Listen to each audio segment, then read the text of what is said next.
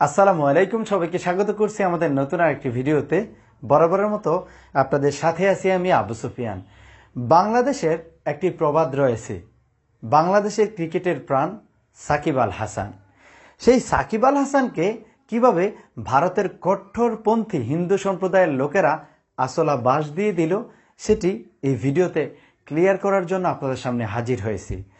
আপনারা জানেন, ভারতে গরুর মাংস বহন করা, গরু কোরবানি করা এবং গরু জবাই করার অপরাধে অসংখ্য মুসলমানদেরকে প্রতি বছর পিটিয়ে হত্যা করা হয়, নির্মমভাবে নির্যাতন করা হয়।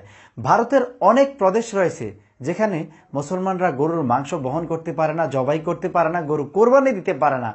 এমনকি ভারতের কোর্ট পর্যন্ত সরাসরি গরু জবাই করার বিরুদ্ধে অবস্থান নিয়েছে। জাস্ট আপনাদেরকে প্রমাণ দেখাচ্ছি, দেখুন নিউজের স্ক্রিনশট। যেই ভারতে গরুর মাংস বহন করতে পারে না, গরু কোরবানি দিতে পারে না, সেই ভারতের হিন্দু সম্প্রদায়ের লোকেরা আমাদের দেশের একজন গরু খাওয়া মুসলমানকে নিয়ে, গরু জবাই করা মুসলমানকে নিয়ে, একজন হাজি মুসলমানকে নিয়ে তাদের কালী পুজো উদ্বোধন করতেছে। বিষয়টি কিভাবে দেখতেছেন?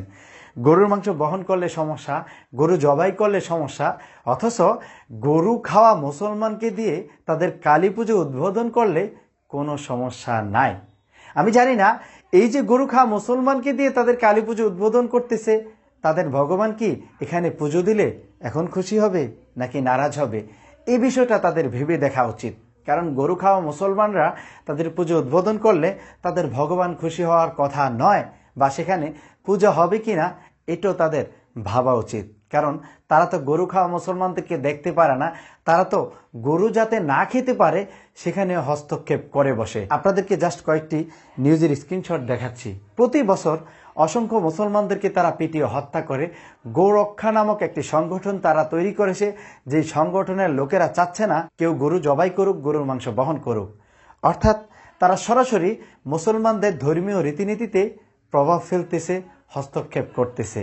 অথচ একজন গরু খাওয়া মুসলমানদেরকে দিয়েই তারা আবার তাদের পূজা উদ্বোধন করতেছে, কোনো সমস্যা নেই। মূলত তারা সাকিব আল হাসানকে পচানোর জন্য, আসলা বাস দেওয়ার জন্যই সেখানে ইনভাইট করে নিয়ে গেছে। কারণ সাকিব আল হাসান কোনো জনপ্রতিনিধি নয় যে তাকে সেখানে যেতেই হবে।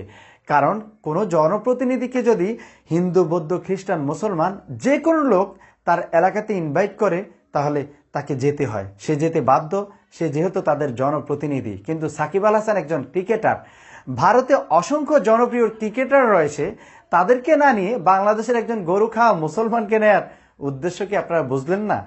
আর সাকিব আল হাসান যেহেতু একজন হাজি, তারও ভাবা উচিত ছিল যেখানে মুসলমানরা প্রকাশ্যে গরু কোরবানি করতে পারতেছে না, গরু জবাই করতে পারতেছে না, তাদের ধর্মীয় রীতিনীতিতে বাধা প্রদান করতেছে, সেখানে গিয়ে একজন গরু খাওয়া মুসলমান কালী পূজা উদ্বোধন করবে, এটা খুবই ভাবার বিষয়। তবে ভারতের প্রতিটি মুসলমানের হৃদয়ে রক্তক্ষরণ হচ্ছে যখন তারা তাদের ধর্মীয় রীতিনীতি ঠিকমতো পালন করতে পারতেছে না, তখনই তাদের একজন মুসলিম ভাই গিয়ে সেখানে কালী পুজো উদ্বোধন করে দিচ্ছে। তো আপনারা আশা করি বিষয়টি বুঝতে পেরেছেন। আমি জানি না সাকিব আল হাসানকে এখন কি করা উচিত, এই বিষয়টি আলেম ওলামারা ভালো বলতে পারবে। তো এই ছিল আমাদের আজকের ভিডিও। আজকের মতো এখানেই বিদায় নিচ্ছি, দেখা হবে পরবর্তী ভিডিওতে। সে পর্যন্ত ভালো থাকবেন, সুস্থ থাকবেন। আল্লাহ হাফেজ।